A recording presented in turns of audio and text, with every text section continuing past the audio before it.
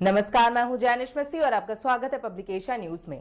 पूरी दिल्ली सीवर और गंदे पानी से परेशान है। दिल्ली सरकार हर मोर्चे पर विफल है। दिल्ली विधानसभा में विधानसभा सदस्य अजय महावर ने पीने के गंदे पानी और सीवर सफाई के गंभीर मुद्दे पर केजरीवाल सरकार को घेरा है। आइए दिखाते हैं आपको ये वीडियो। धन्यवाद अध्यक्ष जी। सबसे पहले तो मैं भाजपा विधायक दल के सभी साथियों को बधाई देता हूं जो आज दोबारा सदन में कार्यवाही में हिस्सा ले रहे हैं, जिनके 20 दिन इस सदन में खराब हुए। जल बोर्ड के इस चर्चा पर हिस्सा लेते हुए मुझे आज अटल जी याद आ गए। अटल जी कहा करते थे कि मीठा मीठा गप गप, कड़वा कड़वा थू थू। यानी क्रेडिट और डिस्क्रेडिट का डिवीजन भी ये दिल्ली सरकार कर रही है। मैंने दुनिया में ऐसी कोई सरकार नहीं देखी। क्रेडिट मेरा और डिस्क्रेडिट दूसरे का। देखिए, मुझे बोलने दे, मैंने किसी को डिस्टर्ब नहीं किया। प्लीज बोलने नहीं दीजिए। ये ऐसी सरकार है, एक डेंगू का मच्छर मारकर भी करोड़ों का विज्ञापन देकर अपनी पीठ थपथपाती है। ये ऐसी सरकार है, 40,000 की दवाई छिड़ककर खेतों में करोड़ों का विज्ञापन देती है। ये ऐसी सरकार है जो कोरोना में एक जापानी मशीन ला करके और अपनी पीठ थपथपाती है। लेकिन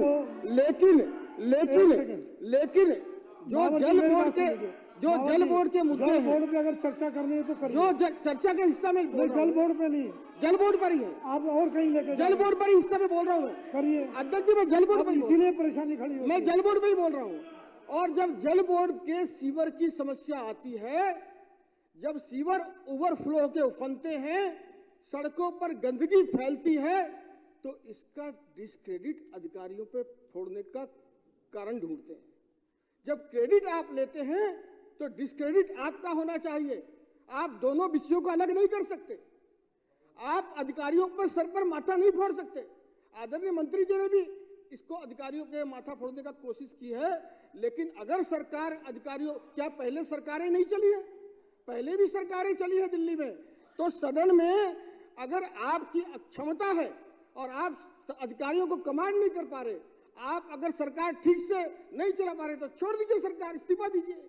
लेकिन जो दिल्ली की जनता की हित की लड़ाई है, सारे पेरीफेरल जाम पड़े हैं सभी विधानसभाओं के। ये तो मेरी पीड़ा अकेले की नहीं है, ये पूरे सदन की पीड़ा है। निश्चित रूप से सभी जगह ओवरफ्लो है। ये नाकामी हो रही है दिल्ली जल बोर्ड की। लेकिन 72,000 करोड़ रुपए का हिसाब कौन देगा?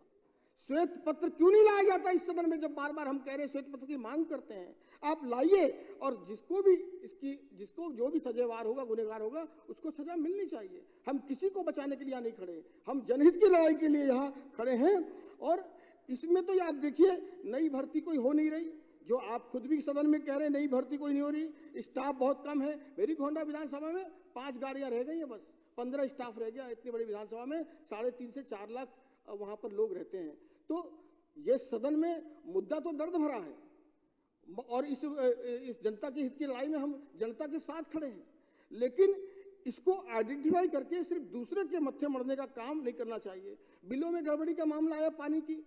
अब आप बताइए कि इस बिलों में गड़बड़ी का जिम्मेदार कौन है? भाई, सरकार आपकी, और बिलों में गड़बड़ी आ गई, फिर कहते हैं उसको माफ कर देंगे। अरे, गड़बड़ी हुई क्यों? इसकी जवाबदेही कौन लेगा? वो भी ये सदन तय करे कि इसमें जवाबदेही कौन लेगा। टैंकर माफिया भी नरेश यादव जी कह रहे थे, टैंकर माफियाओं के हौसले बुलंद है। क्यों हौसले बुलंद है? क्योंकि 9 साल में हम लोगों को हर घर नल जल दे नहीं पाए। तो जबकि केंद्र सरकार ने अमृत योजना के तहत बहुत सारे साधन, बहुत सारा पैसा दिया है, और सरकार इसको एडमिट करती है कि हाँ, केंद्र सरकार ने अमृत योजना के तहत बहुत सारा पैसा दिया है। लेकिन फिर भी यह सरकार नाकामयाब है और अपने जिम्मेदारी को, जनहित के मुद्दों पर काम नहीं करके और सिर्फ टकराव के रास्ते पे ये सरकार चल रही है, जो शायद दिल्ली की जनता के हित में नहीं है। दिल्ली इस सरकार पर निश्चित रूप से विचार कर रही है और अगले चुनाव में इसका जवाब देगी। धन्यवाद।